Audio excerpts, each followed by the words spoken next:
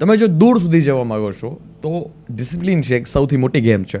પરંતુ જો તમે મોટિવેશનની એક અપેક્ષા રાખો છો, એવરી ડે માટે છે, તમારે કંઈક પુશની જરૂર પડે છે, તો માય ડિયર સમજી લેજો કે આ બહુ મોટી ગેમ નથી, આ બહુ નાની ગેમ છે ને તમે બહુ જલ્દી છે હાર માની જશો. First of all create your routine very hard.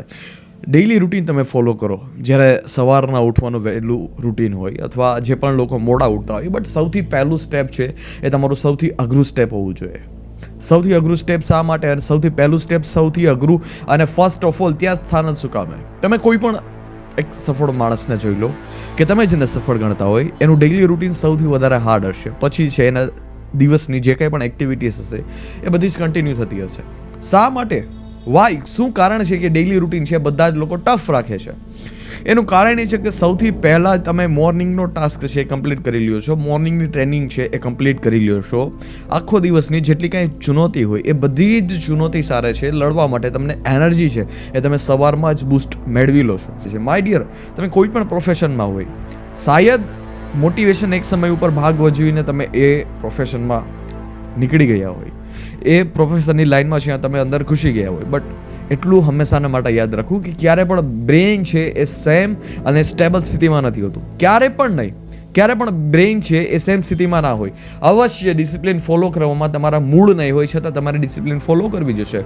અવશ્ય તમારા બ્રેઇન્સમાં છે ક્રેકર્સ થતા હશે, તમારું માઇગ્રેન છે મોર્નિંગ રૂટીનમાં બી થતું હશે, તો બી તમારે ડિસિપ્લિન ફોલો કરવી જશે. આ એક જ નિયમ છે તમારી બળવાન મેન્ટાલિટીને બનાવવાનો. મોટિવેશન છે એ બહુ લાંબી ગેમ નથી, મોટિવેશન છે એ બહુ થોડી ગેમ છે, બહુ નાની ગેમ છે. બટ જો તમે ડિસિપ્લિન ઉપર ફોકસ કરશો, તમારું મોર્નિંગ રૂટીન છે તમે હાર્ડ બનાવશો, તો દિવસના જેટલા પણ ટાસ્ક છે એ બધા જ ટાસ્ક છે તમારા માટે ઇઝી થઈ જશે. તમે જ્યારે પોતાનું મોર્નિંગ રૂટીન છે સ્ટ્રોંગ બનાવશો, ત્યારે તમે દિવસમાં જોશો કે તમારું ફોકસ છે એ જબરદસ્ત થાય છે. તમે ફોકસની સાથે છે બધા જ કાર્ય કરો છો, તમારી નિર્ણય લેવાની ક્ષમતા છે, તમારું ડિસિઝન મેકિંગ કેપેસિટી છે એ બહુ સ્ટ્રોંગ થઈ જાય છે. તમે સ્ટ્રિક્ટ થઈ જાઓ છો. તમારા હાવભાવમાં, તમારા બોલચાલમાં, એવરી વસ્તુમાં છે, બધી જ વસ્તુમાં તમે જોશો કે તમે કેટલા સ્પષ્ટ રૂપે છે બોલી શકો છો, તમે કેટલા સ્પષ્ટ રૂપે છે નિર્ણય લઈ શકો છો. પ્રેશર છે એ બહુ ઓછું થઈ જશે. આ જેટલા જ લોકો દિવસના છે લોટ્સ ઓફ પ્રેશર હેન્ડલ કરે છે, એનું મેઇન રીઝન શું કે જ્યારે મોર્નિંગ રૂટીનમાં છે બધા જ લોકો કચાસ રાખે છે, ડિસિપ્લિનથી નથી ચાલતા. એટલા માટે આ બધી જ છે એ ઘટના થાય છે માય ડિયર. મોટાભાગના લોકો છે એ થાકેલા હોય છે. મોટાભાગના લોકોની છે એ બ્રેઇનની વિચારવાની ક્ષમતા છે એટલી બધી વિકસી નથી શકતી. આનું કારણ શું છે કે એ બધા જ લોકો પાસે ડાયરેક્શન નથી હોતી. બધી જ વસ્તુ છે ડાયરેક્શનથી આ દુનિયામાં માય ડિયર થાય છે. બધી જ વસ્તુને તમે જ્યારે ડાયરેક્શન આપો છો ત્યારે જ એ શ્રેષ્ઠતમ દરજ્જાનું કામ કરી શકે, બાકી ના કરી શકે. તમારું બ્રેઇન છે કેવી રીતે વર્ક કરે છે તમે જોઈ લો. એવરી ટાઈમ માટે છે તમારા બ્રેઇનને છે ડાયરેક્શન દેવાની જરૂર પડે છે. એક વર્ડ છે જે સફળ લોકો હંમેશાને માટે કહે છે કે હું ક્યારેય ગીવ અપ નથી કરતો, હું ક્યારેય ગીવ અપ નથી કરતો, હું ક્યારેય હાર નથી માનતો. મને સ્પષ્ટ રૂપે ક્લિયર થાય છે કે એ બધા જ લોકોના મનમાં એક સમય તો એવો વિચાર આવ્યો જ હશે કે નહીં, હું થાકી ગયો છું. બટ હું થાકી ગયો છું એ એક્સેપ્ટ એ લોકો કરતા નથી. અને ત્યારે શું બોલે છે? મારે ગીવ અપ કરવું નથી, હું ગીવ અપ કરતો નથી. એ ડિસિપ્લિન શબ્દ ક્યાંથી બહાર આવે? ડિસિપ્લિન શબ્દ ત્યાંથી બહાર આવે, તમે ગહેરાઈપૂર્વક જોવો તો તમને બધા જ લોકોને ખબર પડે કે જ્યારે ડિસિપ્લિન 24/7 છે એ બધા જ લોકો કહેતા હોય. મને 24/7 એ બધા જ લોકોને અહેસાસ થાય છે કે બોડી સારી રીતે કામ નથી કરી શકતી, બોડી સારી રીતે કામ નથી કરી રહી, છતાં મારે કામ કરવું છે. તો જ તમને ડિસિપ્લિનની ખબર પડે. અને તમને એ વસ્તુની ક્યારે ખબર પડે કે દુનિયામાં જે તમે રસ્તે જઈ રહેલા છો આ રસ્તો સાચો નથી, આ રસ્તો ખોટો છે.